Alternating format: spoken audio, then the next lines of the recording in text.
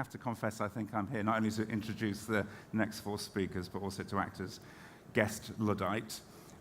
When Graham said to me, I won't go on and talk a bit about 21st century learning. What does it mean to you? And I thought for a bit, and I thought, you know what, I haven't the foggiest, no idea what it is.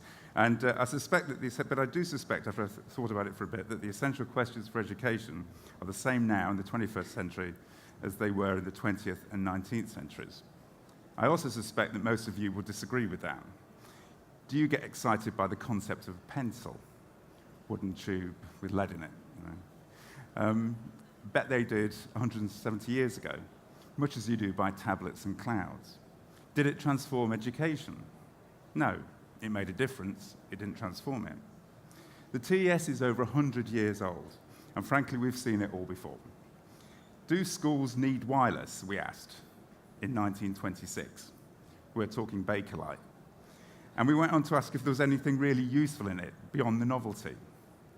Not enough curriculum time is devoted to mechanics and too much to Latin, we opined in 1916. Obviously, engineering was a bit more use on the Somme than conjugating Latin verbs.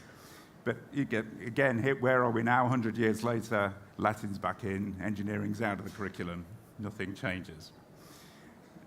We must avoid the trap of supposing that a thing becomes educationally desirable simply because television makes it possible, we warned in '67. Again, you can see the echoes.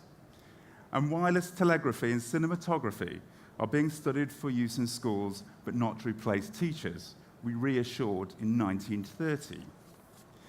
In short, has the advance of technology really changed the questions or posed the same old ones in different ways? I think it's the latter. We should talk far more about pedagogy and a lot less about technology, far more about kids and less about kids. The fundamental questions do not change. What is a good education? What makes a good teacher? How do children learn and create? It's not surprising IT and techie stuff haven't revolutionized education in the same way they have transformed business. They aren't equipped to answer it, in my opinion, those fundamental questions of education, only to help frame an answer. I'll leave you with one final quote before I give way to speakers who know what they're talking about.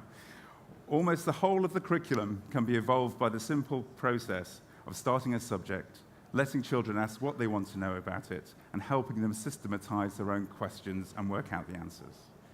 We come to a truism.